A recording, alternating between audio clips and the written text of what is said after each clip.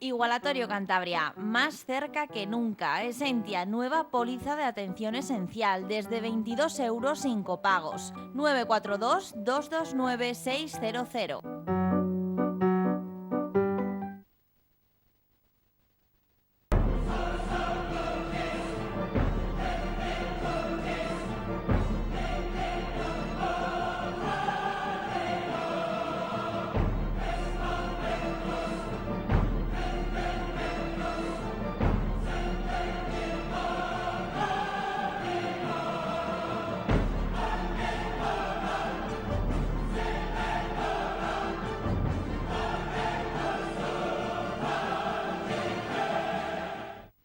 Un saludo, bienvenidos a una edición más de Pulso Empresarial aquí en su televisión regional, en Popular Televisión.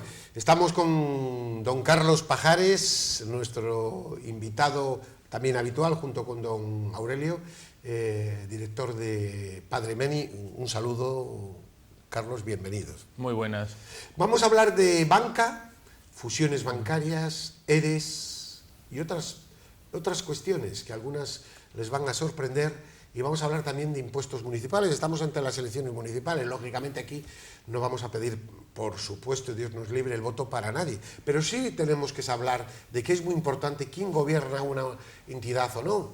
Quién tiene saneadas las arcas municipales y quién masacra a base de impuestos. Esto es muy importante para los establecimientos y para los ciudadanos. Cuando nos llega el IBI, vemos pues el IBI en tal sitio es mucho más alto que en otros lugares.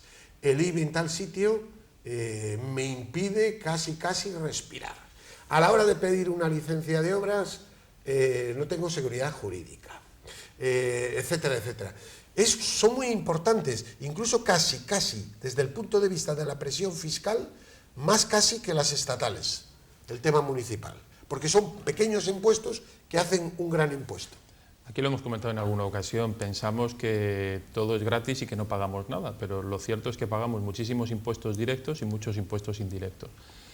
La aportación que hacemos a los ayuntamientos, como usted bien decía, es muy grande, desde el impuesto de circulación del vehículo, el IBI, las tasas de basura, de aguas, etcétera.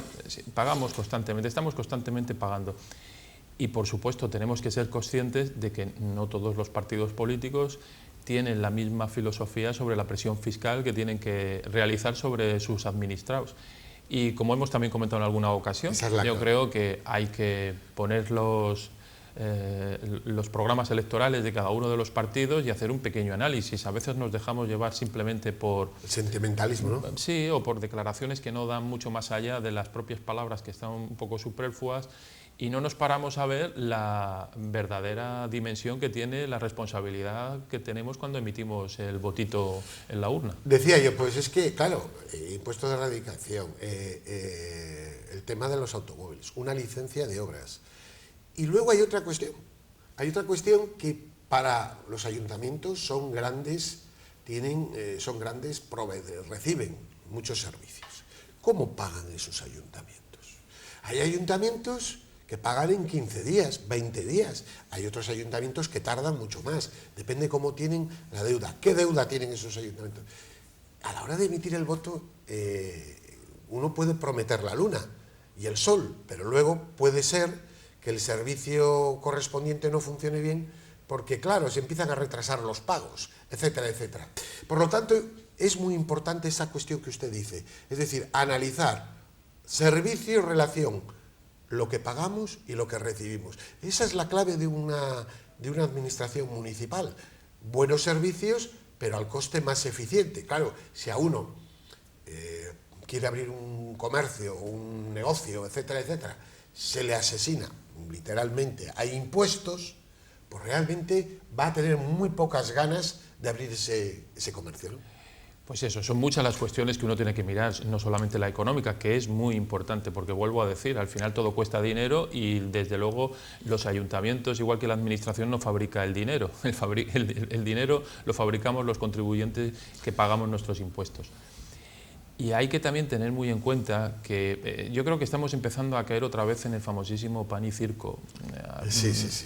no nos damos cuenta que el pan y el circo lo pagamos todos y nos cuesta mucho dinero, y que a veces para poder pagar ese pan y circo lo que se hace es hacer soportar, sobre todo, y usted decía bien, en una gran medida a los empresarios, pero también a todos los ciudadanos, con impuestos mucho más grandes. Hay una gran diferencia entre unos ayuntamientos y otros, para poder mantener a veces cuestiones que son del todo superfluas, que son, yo no voy a decir que innecesarias, pero que son eso, son pues eso, fuegos de artificios que cuestan mucho dinero y que luego al final... Yo voy a poner un ejemplo que tengo reciente o que vivo directamente, ¿no? Porque voy bastante a Zaragoza, por cuestiones familiares. Y aquel ayuntamiento fue, en su día, pasto de una coalición Podemos-PSOE. Bueno, pues claro, los ciudadanos, por cierto, ahí salía una encuesta en la que parece que pueden haber cambios importantes. Es decir, están hartos de que la ciudad esté muy sucia, hartos de los impuestos, hartos de las ocurrencias, hartos de la seguridad y de inseguridad jurídica. Es decir, todas estas cuestiones que son muy importantes a la hora de evaluar. ¿Quién toma el timón? ¿Quién toma el timón de una nave en la que con un administrado con el que voy a estar cara a cara casi todos los días? Es que eso es muy importante. Y eso es lo que tenemos que reflexionar, vuelvo a decir, cuando votamos, pero parece que al final nos dejamos llevar más por las cuestiones sentimentales, por el corazón, por Dios sabe qué, que por la realidad de las cuestiones que nos plantean. A mí sí que me preocupa un ayuntamiento o una administración que puede estar gobernada. Muchas veces entiendo que con personas, entiendo que además todas bien intencionadas, pero hay cuestiones que desde... Sí, pero hay cuestiones de filosofía, ¿eh? Por eso, pero hay cuestiones que incluso filosóficamente, aunque puedan tener una base buena, o sea, ese buenismo, ese buenismo que está muy bien, pero tiene que tener una base sólida de una manera racional y lógica. Y los impuestos, la economía, por supuesto que tiene que estar guiada por el corazón, pero con una base de racionalidad. Y con los impuestos, con la generación de riqueza, no se pueden hacer grandes juegos ni grandes alaracas, por lo que comentamos, porque al final, si no existe seguridad jurídica, si los impuestos abrasan, es muy difícil que las empresas se erradiquen. Y entendamos además una cosa, que todas las empresas, todas, terminan radicándose en un municipio, en un ayuntamiento. Y aquel ayuntamiento que les pone mejor ventajas en cuanto al suelo industrial, en cuanto a los impuestos, impuestos que pueden ser altísimos a la hora de pedir simplemente una licencia de obra, en cuanto al tiempo para concederla y el pago que se tiene que hacer de ella. Esas pequeñas cuestiones pueden decidir claramente dónde una empresa erradica o no erradica su actividad económica. Decíamos que íbamos a hablar de la banca en general. Tenemos ahí la fallida fusión Liberbank-Unicaja, de la que vamos a hablar, y el ERE del Banco Santander, con 3.700 empleos que van a desaparecer, que al final en la negociación se pueden quedar en 3.000 o en 2.800, pero lo que es fijo es que van a desaparecer 1.150 oficinas. Y ustedes preguntarán, ¿pero cómo? ¿Cómo sucede eso? Vamos a simplificar y luego vamos a entrar en materia. Por un lado, la banca no está ganando dinero, por eso trata de freír, entre comillas, en comisiones a los clientes. ¿Por qué? Porque la banca en el negocio tradicional de coger el ahorro y hacer préstamos no tiene prácticamente márgenes con los tipos de interés. Luego no tiene margen casi de intermediación. Eso por un lado. ¿Qué hace? Que se produzcan ese tipo de tarifas especiales por tarjetas, por lo otro, por casi hasta por el aire. Y aún así no genera dinero. Luego tiene estructuras grandes. Luego tiene consejos de administración, cargos que esos no se han bajado para nada el suelo. Y luego tiene, esta es la gran cuestión que ustedes nos entrarán, participaciones ociosas. Es decir, ¿qué hace los bancos? Que hay varios bancos en el accionariado de un gran periódico, como tenemos en España. Un periódico que es una máquina de perder dinero.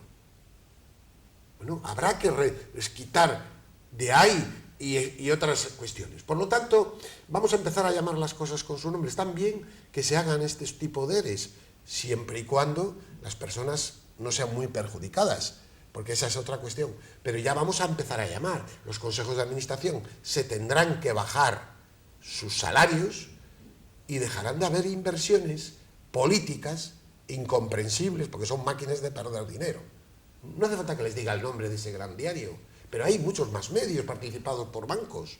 y por fondos de inversión, que son un auténtico escándalo y que luego además hacen políticas contrarias casi al libre mercado en muchas cuestiones. Bueno, habría que hablar mucho de este asunto y este es un tema que hay que empezar a plantear porque a uno ya, don Carlos, se le, diríamos nosotros, ya las narices, ya se le hinchan las narices y dice, bueno, hasta aquí, don Carlos. Estamos tocando lo sustancial, ¿es así? Hay dos cuestiones distintas, yo creo, aquí. Por un lado es que los bancos en su actividad principal, que como bien usted decía, era de prestar dinero, no es que ganen, es que están hasta perdiendo dinero. O sea, ahora prestar, eso te lo dice cualquier responsable de banca, te dice que ahora mismo cuando uno va a entregar dinero para hacer simplemente un depósito casi salen temblando, no quieren dinero porque entre los tipos de interés bajos, el encaje bancario y lo demás, al final casi pierden dinero. O sea, la actividad principal del banco ahora mismo ya no es prestar, es hacer otro tipo de actividades. Eso nos va a llevar a lo que está llevando, que al final hay concentración de bancos, hay despidos, luego también está el tema de la banca virtual. Cada día es menos necesaria la presencia de personas en las sucursales. Todo eso está llevando a un ajuste de personal. Pero por otro lado hay otra parte, que es la que usted comenta, y es que los bancos se están convirtiendo en prácticamente lobbies políticos. Al final están descubriendo que antes la presión que podían hacer solamente con su actividad económica, con el poder económico, ahora la tienen que ir diversificando en otras cuestiones, porque el poder político se ha hecho tan grande, tan importante, que están metiendo su capital en periódicos, haciendo inversiones a veces que no son precisamente muy rentables, pero que son políticamente... Y dando publicidad a diestro y siniestro a medios para que estén tranquilos. Exactamente, y también habría que ver los famosísimos préstamos que hace la banca, por ejemplo, con los partidos políticos. Eso no lo sabemos porque parece que eso hay una regulación, ¿verdad? Sí. Pero lo que sí sabemos es que coge usted el accionariado de algún medio de comunicación y ve participaciones no del 3 o del 4, no, del 15, del 18, del 20, 22. Y más luego me supongo los créditos que haya por debajo, porque esos son participaciones accionariales. Y luego, bueno, pues esos medios podrían obedecer a una filosofía liberal, puedo entender, del tema, toman partidismo, pero de una manera clara, con el establishment, y ustedes lo entienden, con el poder, en definitiva. Es que además también tenemos que entender que dentro del sector económico los intereses no son los mismos. Hay distintos sectores con intereses totalmente distintos. Hay sectores que, por ejemplo, como el de la gran distribución de alimentaria, que ante ciertas situaciones políticas se pueden sentir más cómodos que con otra. A la banca le puede pasar completamente lo contrario. Todo esto hace que al final pues cada uno juegue con sus intereses y que nos intenten cada uno influir en nuestro voto y en nuestra decisión para que al final sus intereses económicos sean los que están mejor protegidos. Y luego, respecto a la fusión Liberbank-Unicaja, fallida fusión. El diario español, el digital de Pedro J., recogía que la cuestión precisamente de la fusión, lo que ha aparecido es que la fusión no se ha realizado porque Unicaja pretendía que la parte de Liberbank tuviera más del 40%. Y estaban hablando de un 45%, y el resto sería 60 aproximadamente o 60. 55, 60. Sí. Exactamente. Bien, eso no se ha producido, pero en el fondo de la cuestión lo tocaba el español, y es algo que hemos apuntado aquí. Es una lucha por el poder. Desvela que Menéndez, el presidente de Liberbank, quería tener el control del Ejecutivo. El reparto de cargos, que es de donde nace esta unión de cajas que fue Liberbank, que podía haber sido con otras entidades, y que realmente lo que aquí están es los ejecutivos ventilando sus dietas y sus cargos. Yo pongo en duda que miren realmente por el accionista. Lo mejor que podía pasar es que viniera alguien con una OPA fuerte, pagara a los accionistas y se acabó. Nuevos equipos directivos, etcétera, etcétera. Porque el español se ha atrevido a desvelar esto. Y eso es lo que hay detrás, porque desde que comienza toda esta trayectoria del Liberbank, lo que ha habido es un mantenimiento del poder de algunos directivos. Pero no deja de ser curioso que dos entidades que inician unas negociaciones de fusión, ambas luego terminen contentísimas porque no llegan a la fusión. Algo raro había. Sí. Lo que está claro es que al final no existía de principio un interés realmente económico, que también lo habría, porque yo creo que es bueno la fusión entre algunas antiguas cajas, porque todavía tienen un volumen pequeño y cuanta más capitalización y más distribución geográfica mejor. para su sustento y su funcionamiento futuro.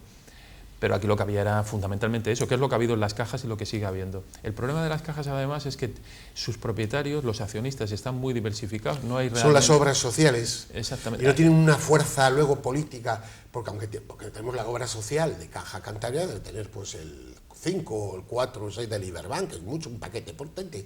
Pero luego falta esa garra por parte de esos dirigentes, que parece que es algo de lo que ha pasado, sí, al contrario en Unicaja, que la fundación de Unicaja ha dicho, ¿no?, que tenía una participación muy alta, ha dicho no estoy de acuerdo, pero yo creo que aquí hay una cuestión de asientos, más que de acuerdo económico. Eso está claro, porque al final los problemas económicos no son los que han trascendido. El problema de la fusión fallida no se produce precisamente por una cuestión económica, ni se plantean cuestiones económicas. Al final lo que hay es un problema de distribución de poder, de quién va a seguir manteniendo esos salarios tan sumamente elevados, de quién va a tener la posibilidad de decidir quién se va a sentar en otros sillones y poco más. Y aquí la cuestión es donde vamos, queridos televidentes, a la génesis. Se hizo muy mal la fusión de las cajas, porque no se siguieron criterios de cercanía en muchos casos, pero no solo de cercanía, sino de oportunidades. Y entonces se siguieron muchos criterios políticos. Y es curioso que se habla aquí del dinero dedicado a los bancos, no, el dinero dedicado a las cajas que gestionaban los partidos políticos. Y resulta que algunos partidos políticos ahora dicen, es que hemos dedicado mucho dinero a la banca. Oiga, no, hemos dedicado dinero a lo que ustedes han gestionado mal y han hundido un instrumento financiero de primera categoría para el ciudadano español. Luego el cinismo y la mentira llega a límites realmente ya esperpénticos. Entonces todavía siguen con el tema, solo que no aceptan la culpa de lo que mal nace, mal acaba. Y estas fusiones, muchas de ellas, no han tenido, porque eran filosofías absolutamente distintas. Cuando había otras fusiones que evidentemente hubieran sido mucho mejores para algunas entidades, ¿no? Es muy triste que una institución que nació, creo recordar, en los tiempos de Carlos III, nos lo hayamos cargado nosotros a principios del siglo XXI. Algo que tenía varios siglos de vida, pues lo hayamos estropeado de esta manera. Que tenían además una razón de ser importantísima y que ayudaron a muchas economías familiares con problemas y a muchas economías empresariales pequeñas para salir adelante. Y a muchos, hasta hace muy poco, para comprar una casa en unas situaciones más ventajosas que las que tenía la banca comercial. El traspaso al final, como usted bien decía, primero, el apoyo no se hizo a la banca comercial tradicional. No. El dinero donde se ha metido es en las cajas de ahorros, que se dice dinero a la banca. No, fue dinero para las cajas de ahorros muy mal gestionadas desde un punto de vista político, puramente político. Y las fusiones muchas veces se llevaron a cabo desde una visión puramente política y no con una visión comercial o económica. Y ahora lo que estamos viviendo es que todavía las cajas, las que eran las antiguas cajas, no han terminado de hacer su transformación en una banca privada de verdad. Y luego estamos en un cuento que seguimos con el mismo cuento, aumentar tamaño. Error, porque si el tamaño sería el que diera la rentabilidad, no existirían pequeñas cajas rurales que tienen unos beneficios magníficos para su tamaño y una capitalización, una estructura mucho más fuerte. Lo importante no es que sea grande o pequeño, sino que cace ratones, que funcione, que sea rentable en su tamaño. Y aquí lo que se hace es patada a seguir para que el problema sea más grande. Es el error mayor, y eso es un error del Banco de España, y etcétera, etcétera, ¿no? Está claro que en un banco que su razón como entidad comercial es la de ganar dinero, el tamaño le ayuda. Pero cuando la filosofía, que era la de las cajas de ahorro, era dar un buen servicio, ser eficientes y rentables, el tamaño era menos importante. Cuando tu importancia no era maximizar el beneficio, sino gestionar bien, pequeño, lo puedes hacer incluso mejor. Es la filosofía, sin ir más lejos, de las comunidades autónomas, la cercanía al administrado. Otra cosa es cómo pasa con las autonomías. Si ¿lo gestionas bien o mal? Eso es. Esta es una cuestión. Hay una caja, no sé cuál, es una caja rural que tiene unos resultados cada año impresionantes. En su pequeño tamaño, hay varias, en su pequeño tamaño, y llama la atención, pero claro, eso no se destaca. Es verdad, esta concentración de poder en grandes núcleos, tendrán que existir bancos grandes, también es verdad. Ahora ha fallado la fusión entre los bancos alemanes Commerzbank y el otro muy gran banco alemán, y bueno, pues se van a buscar otros socios, pero no tienen por qué... Si eso se ve, por ejemplo, en los Estados Unidos, que es el país capitalista por antonomasia, existen las grandes bancas norteamericanas. Y la banca pequeña de ciudades. Bueno, pequeña de ciudades. De pequeños núcleos urbanos muy bien gestionadas, con un propietario, con un señorín que todo el mundo conoce, que vive allí y que gestiona ahorros y que lo hace muy bien y que tiene otras facilidades y otro objetivo y otro tipo de cliente. Y son... Banco de San Luis, o por ejemplo, no existe. Tiene 5 oficinas y 50 o 40 empleados. Exactamente. Y gestiona lo que puede gestionar y está muy controlado por la Reserva Federal. Exactamente, y no hay ningún problema. Y tiene su público, tiene sus clientes y tiene su filosofía y su razón de ser. Y es perfectamente compatible con la gran banca norteamericana que está por el mundo entero. Bien, son filosofías. Aquí lo que ocurre es que estamos otra vez en lo que usted decía, lo que comentábamos. Al final es que aquí nos movemos por impulsos políticos y por otro tipo de necesidades. La economía, desgraciadamente, aunque muchos piensen lo contrario, no mueve todo en este país. Una de las filosofías de este programa es intentar contar lo que otros no cuentan, ¿no? Por ejemplo, un dato de este mes. Es decir, esto es todo muy silencioso. Es como si fuera una enfermedad silenciosa que a final de año se verá. Cambio de tema. La contratación fija, y esto entiende... mucho por ser un gran gestor, encadena 3 meses en caídas consecutivas. Por primera vez, ojo a este dato, para que se vea que la economía se está ralentizando desde el año 2014. Pues sí, lo venimos diciendo desde el año pasado. Sí. Las grandes magnitudes económicas empiezan a ser preocupantes, dan indicios de que puede haber problemas. Parece ser que podemos tener una cosa ventajosa, y es que la economía europea, sobre todo la alemana... Ayer el dato de ayer ha sido un poco bueno. Sí, exactamente. Después de varios malos, muy malos. Que tampoco se sabe... No, pero bueno, por lo menos dices, bueno, esto parece que hay por lo menos eso, algún indicio de esperanza que ralentice lo que parece que se nos viene encima, que es una recesión económica importante.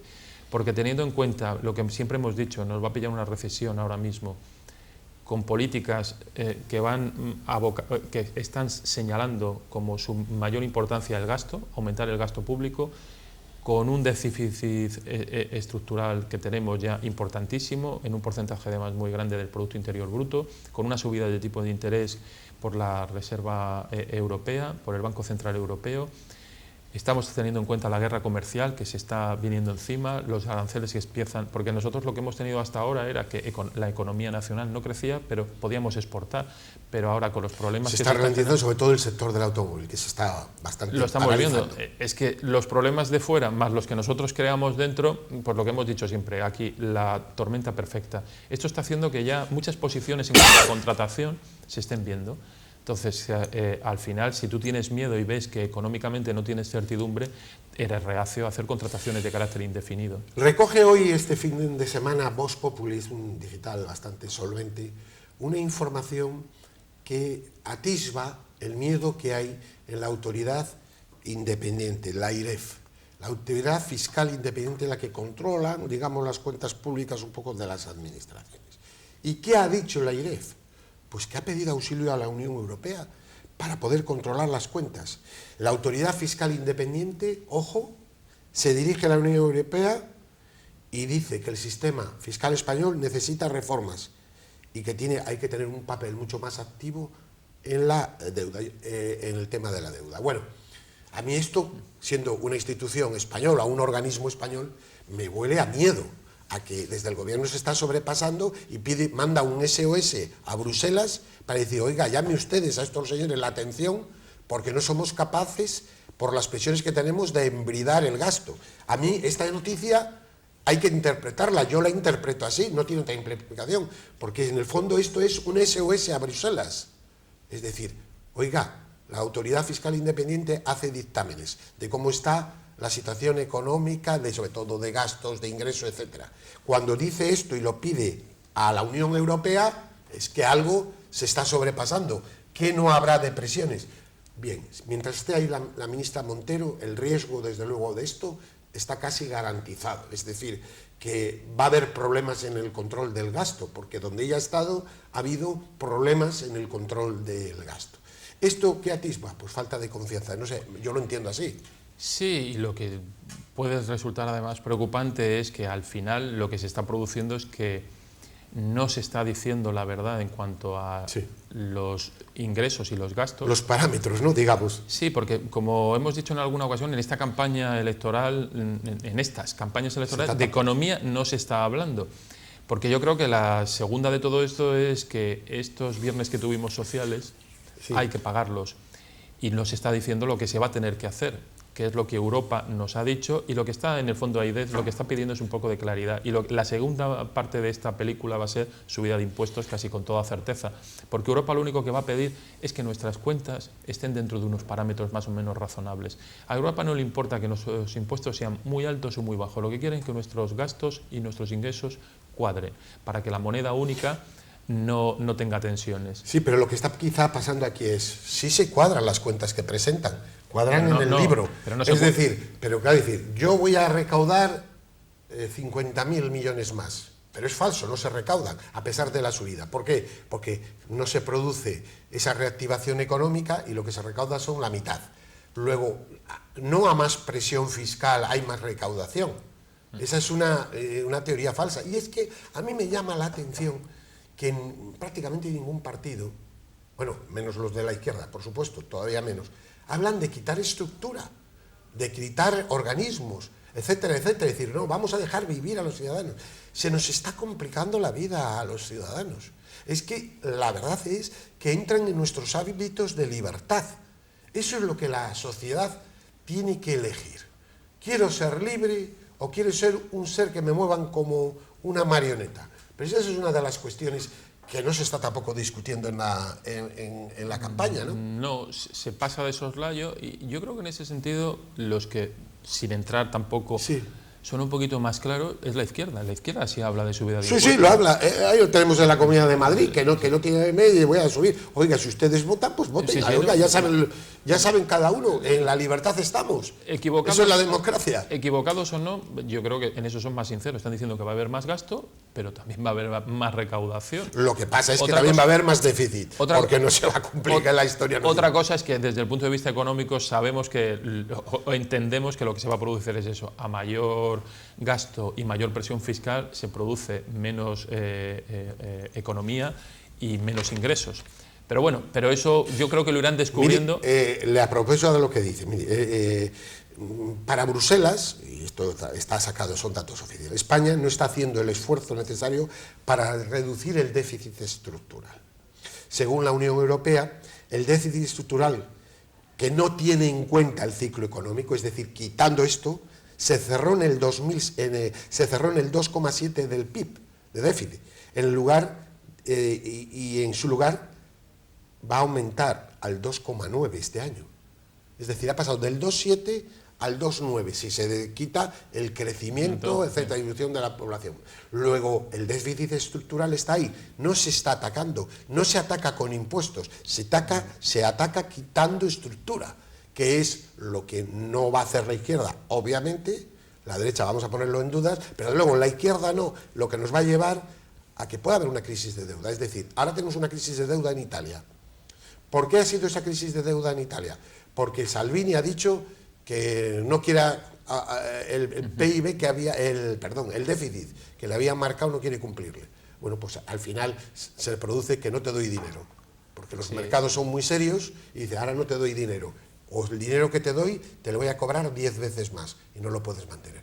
Sobre eso está jugando España en los próximos meses, sobre ese tablero, ¿no? Si lo triste de todo esto ya nos pasó con Zapatero, es que al final la realidad es muy tozuda y se hace presente. A nivel económico es así, es inexorable, es que no tiene otra... Nos pasará, volveremos a tener tensiones y volveremos otra vez, se tendrán que desdecir y a buscar ajustes como sea.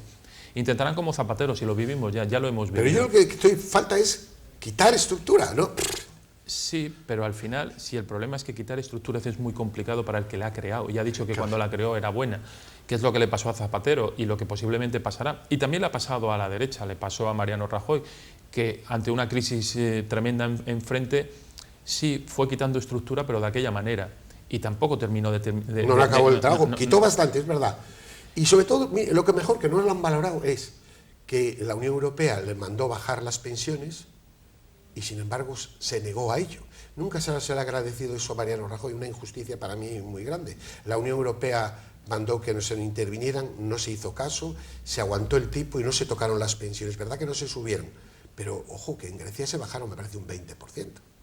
Y esto, no digo que pueda pasar aquí, no quiero asustar a nadie, pero digo que hay que tener estas cuestiones en el... No, con Grecia lo que se hizo fue jugar a ser mayores, desde ese buenismo económico, intentar cambiar una filosofía de país, y no solo de país, de mundo, y al final la realidad, como digo, es tozuda y entraron en la crisis económica que todavía siguen padeciendo, porque los griegos, aunque no tienen un gran déficit ahora, lo que tienen es una gran pobreza. Al final, si esto pasaba antiguamente cuando se devaluaban las monedas, al final lo que se produce es una devaluación de la riqueza. Y los griegos son más pobres, mucho más pobres de lo que eran hace unos años, y bueno, en su vida cotidiana no lo sienten, pero siguen siendo mucho más pobres.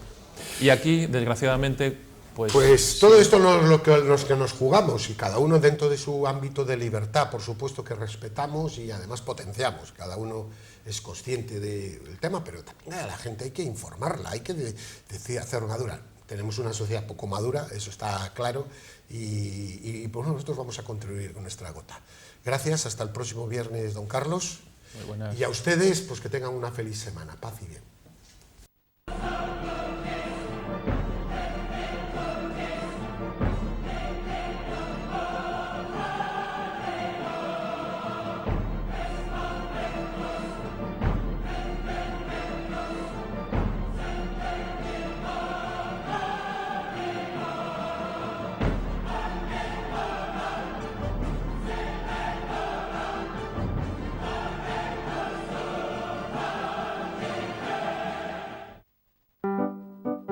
Igualatorio Cantabria, más cerca que nunca. Esentia, nueva póliza de atención esencial, desde 22 € sin copagos. 942 229 600.